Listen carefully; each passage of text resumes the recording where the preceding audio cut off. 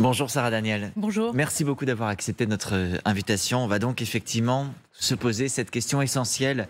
Qui est responsable? C'est la question clé, c'est en même temps la question la plus difficile ce matin.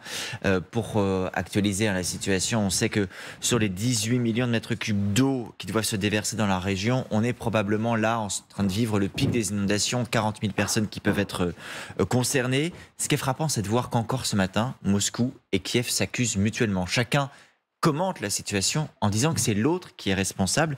Quel est le scénario qui vous paraît, ce matin, d'après les informations dont on dispose, le plus vraisemblable? Alors vous imaginez que si les autorités américaines sont prudentes, moi je vais l'être doublement. Donc je me réserverai bien sûr de tout pronostic. Après, ce qu'on peut dire, c'est que ce barrage était aux mains des Russes.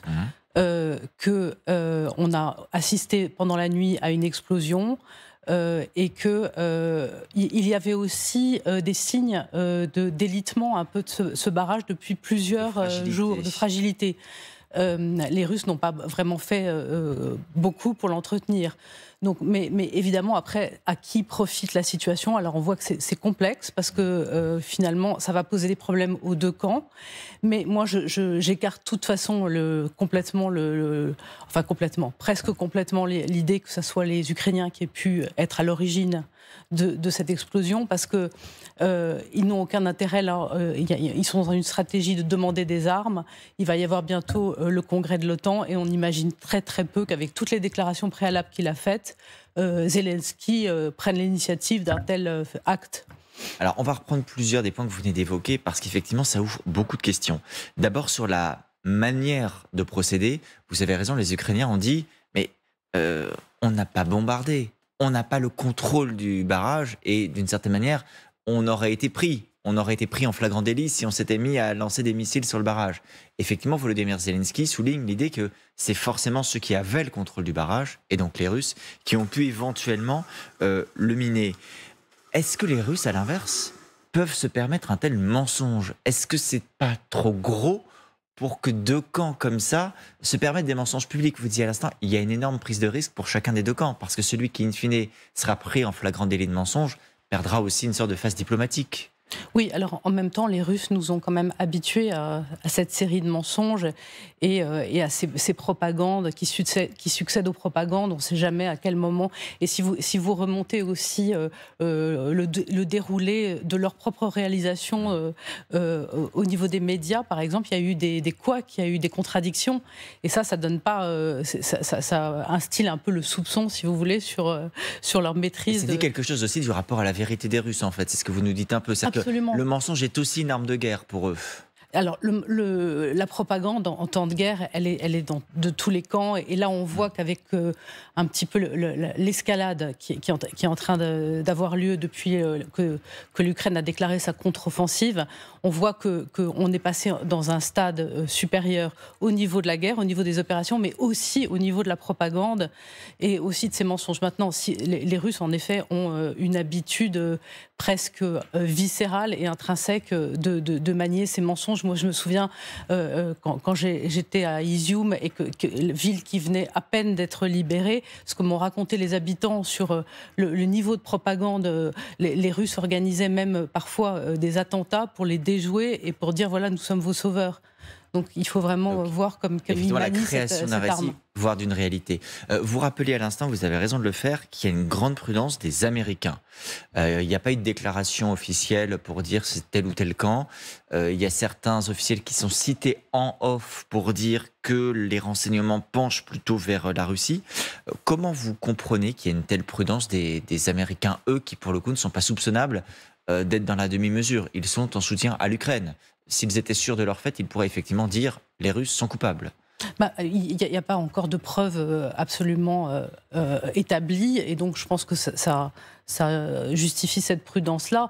Maintenant, on sait aussi que c'est un acte de guerre, c'est un crime de guerre en fait qui vient de se passer puisque les conventions de Genève condamnent en tout cas le bombardement de barrages et d'œuvres d'art comme ça qui peuvent avoir des conséquences terribles sur les populations et surtout sur tout le système économique et écologique stratégique de la région. Donc, désigner un coupable dans ces conditions-là, c'est pas vain, quoi. C'est très... Oui, ça a des implications, effectivement, extrêmement fortes, au-delà de la symbolique ou effectivement au-delà du message. Mais ça veut dire aussi, Sarah Daniel, ce que vous nous rappelez là, que crime de guerre ou pas crime de guerre, c'est complètement indifférent pour les Russes et pour Vladimir Poutine. Il n'y a aucune crainte, en fait, de ce que la justice internationale pourrait faire un jour. La guerre n'est pas menée en se disant, attention, on va respecter les conventions, on va faire attention à ne pas faire de crimes de guerre. Il n'y a aucun tabou, en fait, côté russe. Je vous rappelle, pour en citer qu'un, les crimes de Boutcha, je veux dire, et après les massacres de Boutcha, et après le fait qu'une fois que ça a été révélé, Poutine lui-même a distribué des récompenses et des médailles à ceux qui les avaient perpétrés. Donc c'est même presque le contraire, en fait. Il y a maintenant une marche en avant au fait que c'est la guerre totale, la guerre irrémédiable, et qu'on pourra s'en sortir que par plus de violence. Et d'ailleurs, quand on voit, parce qu'on dit parfois, oui, mais pourquoi les Russes auraient-ils pris la responsabilité d'assécher leur population en Crimée? En fait, il faut concevoir que c'est pas leur population, c'est des populations occupées dont ils ne font que très peu de cas. Il y a un très beau livre de Kourkov qui s'appelle Les abeilles grises, où on voit très bien comment les Russes occupants traitent les populations. Et c'est vraiment avec beaucoup de fermeté et de violence, en fait. Et puis l'histoire russe et soviétique est aussi faite de moments où on a sacrifié des civils quand il y avait une cause politique ou militaire derrière, peu importe les conséquences. Je voudrais juste faire une incise, Sarah Daniel. On va poursuivre sur ce barrage, mais ça fait forcément penser à ce qui s'est passé sur le gazoduc Nord Stream il y a quelques mois. Et hasard du calendrier, le Washington Post cite des informations faisant état de possibles alertes lancées par une agence de renseignement d'un pays européen qui aurait prévenu, je reste prudent, la CIA dès juin 2022 que des forces spéciales ukrainiennes comptaient faire exploser le gazoduc Nord Stream. La réalité, c'est que là aussi, on a toujours, des mois après, des doutes sur ce qui a pu réellement se produire. Est-ce que vous pensez, vous, qu'à la fois sur le gazoduc Nord Stream, comme sur le barrage de Kakhovka, on aura un jour une vérité incontestable? Parce que vous dites, on n'a pas de preuves aujourd'hui. Peut-être n'en aura-t-on jamais. Peut-être n'en aura-t-on jamais, absolument. Et plus le temps s'éloigne, plus c'est difficile d'avoir des preuves. Mais ce que vous soulignez, là, les révélations du Washington Post, peut-être que c'est ça aussi qui conditionne la grande prudence actuelle des Américains. Parce que là, je pense qu'ils penchent quand même vers une conclusion que ce serait les Russes qui les fait. Mais avec toutes ces révélations, je pense qu'ils sont particulièrement prudents. Vous posiez tout à l'heure la question de à qui profite le crime, d'une certaine manière.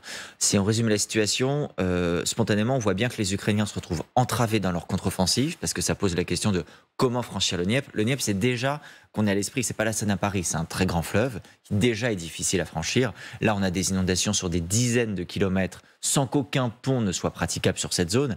Ça veut dire que si les Ukrainiens veulent le franchir, il faut des ponts flottants, enfin... En tout cas, agir à découvert, s'avancer à découvert, et dans des conditions très difficiles. Côté russe, on voit un avantage. On se dit, ça leur laisse du temps, on est en train de regarder le barrage, ils peuvent redéployer des soldats. Est-ce que ça résume la situation? Est-ce que ce sont nécessairement les Russes qui en tirent profit, à vos yeux? Plus, en tout cas, ça c'est certain. Après, le fait de pouvoir dégarnir un front ils sont tous en train de, même si les Russes ont plus d'hommes, ils sont quand même à flux tendu. Il y a cette annonce de la contre-offensive ukrainienne. Donc l'avantage, je vais dire pour les deux camps, est de pouvoir se concentrer sur d'autres points.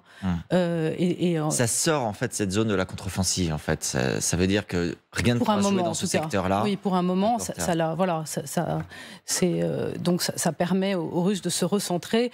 Notamment, ils vont devoir se recentrer sur leur propre territoire, puisque maintenant la guerre est portée sur leur territoire. Plus du côté de Belgorod, on voit qu'ils ont dû amener des troupes pour défendre cette zone. Belgorod, je le rappelle, je pense que tout le monde l'a à l'esprit, mais c'est une ville qui est côté russe de la frontière, dans le nord, et qui a été effectivement visée par de l'artillerie, etc. Voilà, et autour de Belgorod, vous avez des petites villes qui sont maintenant bombardées constamment. Donc il faut en effet redéployer un peu les troupes, et ça permet, en tout cas, de donner un temps militaire, de faire une pause. Et ça, je pense que c'est aussi pour les deux camps.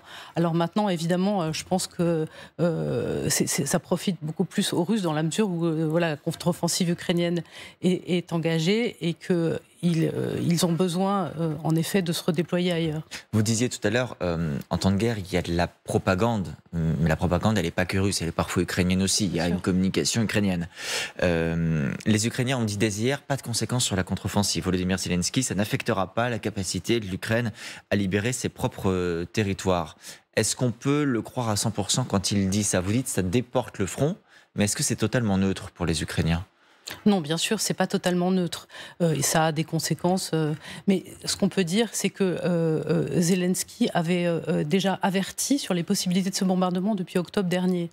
Il avait dit les Russes ont miné le barrage. Oui, absolument, ils ont miné le barrage et ils prévenaient la communauté internationale de faire attention à cette éventualité et il en était tout à fait conscient.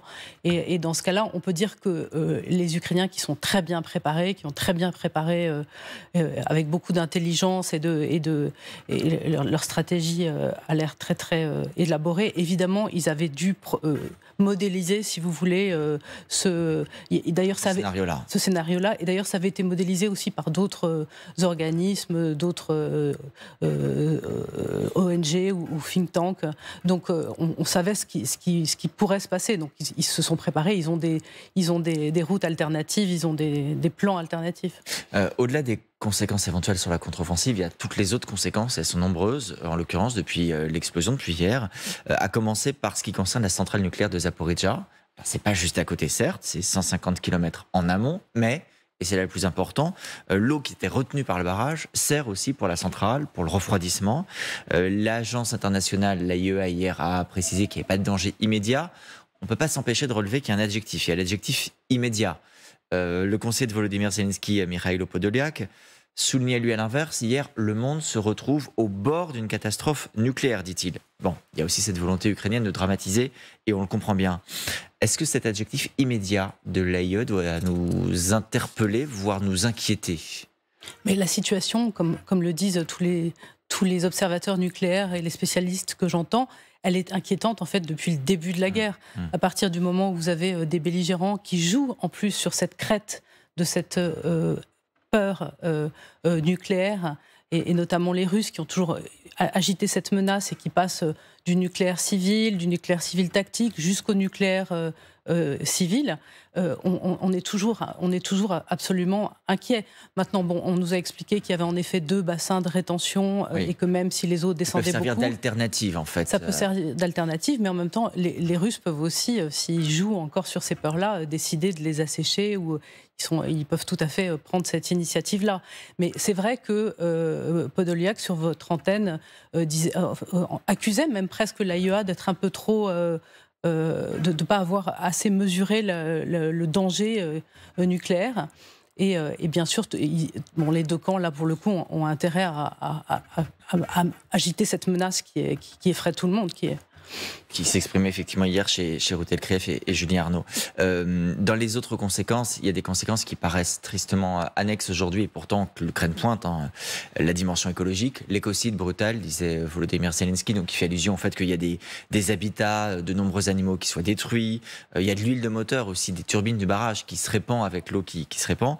Il y a les conséquences alimentaires, vous y faisiez allusion, ça peut concerner les Ukrainiens, mais ça peut effectivement concerner aussi la Crimée, le risque d'assèchement. Et puis on peut ajouter à ça aussi le risque de maladie, puisque de l'eau stagnante, ça peut aussi amener le développement du typhus, par exemple, autre. Tout cela, est-ce que vous y voyez plutôt des effets de bord, des effets collatéraux? C'est pas l'objectif, ou ça peut aussi être un outil? Est-ce que dans la guerre, il peut y avoir cette dimension de se dire on atteinte volontairement à l'environnement, à l'alimentation, voire on tente le développement des maladies? De toute façon, si on part du principe que c'est les Russes qui ont fait cette explosion, eux, ils sont dans une guerre totale. Donc tout est bon, d'une certaine manière. Tout est bon. Et puis, c'est pas la première fois, même que sur le sol ukrainien, il y aura des... je veux dire, ils ont fait, autour de Tchernobyl, creuser leurs propres soldats, les exposant à des radiations. On voit qu'ils sont très, très peu. Et puis après, vous avez Bakhmout avec cette boucherie incroyable et cette chair à canon des soldats Wagner, mais aussi des autres. Vous avez vous-même couvert, d'ailleurs, il me semble, il y a quelques mois. Oui, que j'ai couvert et qui était épouvantable. Enfin, c'était et donc bon, les Russes sont même, je pense que c'est un peu trop raffiné. En revanche, bon, ça, on a commencé à le dire, mais évidemment, du côté ukrainien, ça les affecte légitimement et c'est terrible. Et puis aussi, ça nous rapproche encore d'eux parce que les inondations, voilà, on en a eu beaucoup en Europe. On voit ces gens qui ont subi non seulement la guerre, enfin, on se demande, voilà, c'est les 7 plaies d'Égypte, jusqu'à quand ça va s'arrêter et maintenant, ils sont sous l'eau. Enfin, et donc, évidemment, et si vous voulez, ça peut même être à usage interne pour convaincre les Européens de continuer cette guerre. C'est ce qu'a fait un petit peu c'est ce qu'ont utilisé un peu certains politiciens allemands en disant regardez, ils font des écocides, les animaux meurent, les cultures sont éradiquées. Voilà, donc ça nous rapproche encore. Encore des raisons de soutenir l'Ukraine, encore des raisons d'apporter de l'aide sous toutes les formes, qu'elles soient humanitaires ou militaires. Je rebondis sur ce que vous disiez sur la manière dont les Ukrainiens réagissent. On a bien vu que cet hiver, les Russes avaient tenté de les déstabiliser par la terreur énergétique, de dire on va bombarder les centrales, les installations électriques pour faire flancher le moral des Ukrainiens. On ne peut que être frappé et constater de la capacité de résistance de cette population-là, le fait qu'elle est tenue envers et contre tout et que le moral ne se soit pas effondré. Est-ce que vous en avez vu, vous aussi, les preuves quand vous vous êtes rendu en Ukraine? Est-ce que c'est quelque chose que vous avez ressenti dans vos reportages? Cette capacité de résistance de la population est-elle hors norme ou la surestime-t-on, nous, vu d'ici? Moi, je peux vous dire qu'en 15 ou 20 ans de couverture des conflits, j'avais jamais vu ça, oui. La volonté de résister, mais même de la population, même des enfants, même la manière dont... voilà, dont je me souviens d'une jeune fille dans le métro qui me disait, écoutez... je dois vivre ça, j'ai vécu le Covid, et ben maintenant je vis la guerre, c'est mon destin, et c'était une jeune fille qui avait 10 ans, quoi. Enfin, ils s'organisent, ils sont d'une résilience extrême. Bon, alors après, ça ne veut pas dire que pendant cette année et quelques de guerre, j'ai pas noté une petite lassitude qui commençait à s'installer. Mais voilà, il y a des tempos dans la guerre, c'est pas toujours quelque chose de linéaire. Et là, je pense que le fait aussi qu'ils aient pu porter le conflit sur le territoire russe, ça a redonné une espèce de boost d'énergie et de morale aux Ukrainiens. C'était très important, ça, en fait. Vous dites en 15 ou 20 ans, j'avais jamais vu ça en couvrant des conflits. Vous arrivez à identifier à quoi ça tient? Pourquoi les Ukrainiens sont différents d'autres populations qui peuvent être visées par l'horreur? C'est difficile à dire. En même temps, je pense que c'est un mélange de nationalisme et de fierté démocratique, et aussi d'absence de peur de la mort. Si vous voulez, en général, l'un va pas forcément avec l'autre, parce que nous, par exemple, on est un petit peu... je ne sais pas si on prendrait autant de risques, si vous voulez. C'est toujours la question qu'on se pose, si la guerre arrivait maintenant. C'est difficile de répondre à cette question. C'est très difficile de répondre à cette question. Mais là, on voit que, enfin, vous avez vu le nombre de populations civiles, de chanteurs, de danseurs, de tout le monde finalement qui sont partis au front jeunes et qui ont sacrifié leur vie. Voilà, donc cette détermination-là, moi je l'avais pas vue aussi souvent. Vous faisiez allusion à ce qui se passe à Belgorod, donc en Russie, où on a même eu des évacuations de population russe. Là, pour le coup, en début de semaine, on voyait notre envoyé spécial Jérôme Garot dans la ville de Chebekino, qui était complètement vidée de ses habitants. Il se trouve que il y a quand même une question qui se pose dans cette région-là, c'est avec quelles armes les combats sont-ils menés? La Russie hier a convoqué l'ambassadeur de Belgique pour demander des comptes et protester contre l'utilisation supposée d'armes belges par ces Russes qui combattent aux côtés de l'Ukraine, pour l'Ukraine, mais en territoire russe. Alors, il se trouve que le gouvernement belge a dit on va demander des éclaircissements aux Ukrainiens. Il dit pas non, c'est faux. Il dit on va nous-mêmes rechercher. Et il y a encore des révélations, il y a quelques heures, du Washington Post, qui dit des combattants pro-ukrainiens ont utilisé des véhicules fournis par les États-Unis, par la Pologne, ainsi que des fusils fabriqués en Belgique, en République tchèque. Il y a quand même une très grosse prise de risque, parce que les Occidentaux, depuis des mois, disent jamais d'armement occidental sur le territoire de la Russie. S'il s'avère qu'il y a de l'armement occidental sur le territoire de la Russie, ça va quand même nous-mêmes nous mettre dans une situation très compliquée. Oui, donc vous avez raison. Apparemment, il y a eu des témoignages quand même d'utilisation de matériel européen, voire américain, sur le territoire russe. Mais voilà, on est dans une stratégie qu'ont déclaré les Ukrainiens de guerre totale. Donc, évidemment... Des deux côtés, en fait. Oui, c'est ça. Et la tentation, elle est grande d'utiliser... Alors, pour les photos op, on voit plutôt des vieilles armes russes ou soviétiques. Mais oui, ils ont utilisé sans doute ces armes-là. Et voilà, c'est très difficile à un moment, quand on est dans une escalade, de doser avec quelles armes on va... Et après, sur le côté, est-ce qu'on va finir par avoir le statut de co-belligérant? De toute façon, est-ce que c'est un statut qui existe vraiment? On est déjà complètement engagé aux côtés des Ukrainiens. Et c'est très dur, à l'heure actuelle, de délimiter des frontières absolument non poreuses pour un conflit. On voit bien que le conflit est en train de s'exporter en Russie. Vous disiez, ça fait un boost de motivation. On voit aussi la crainte de Volodymyr Zelensky. C'est qu'à un moment, tout le monde se contente d'une sorte de conflit gelé, d'un statu quo, d'un cessez-le-feu. Il a redit hier d'ailleurs à l'envoyé du Vatican, le cessez-le-feu ne mènera pas à la paix. En fait, les Ukrainiens ont peur de ça, ont peur que les Occidentaux se satisfassent de la situation actuelle et disent on arrête tout là, sans permettre aux Ukrainiens de reconquérir l'intégralité de leur territoire. Absolument. Pour les Ukrainiens, il y a vraiment un prérequisite, c'est de reconquérir tout le territoire qui a été occupé.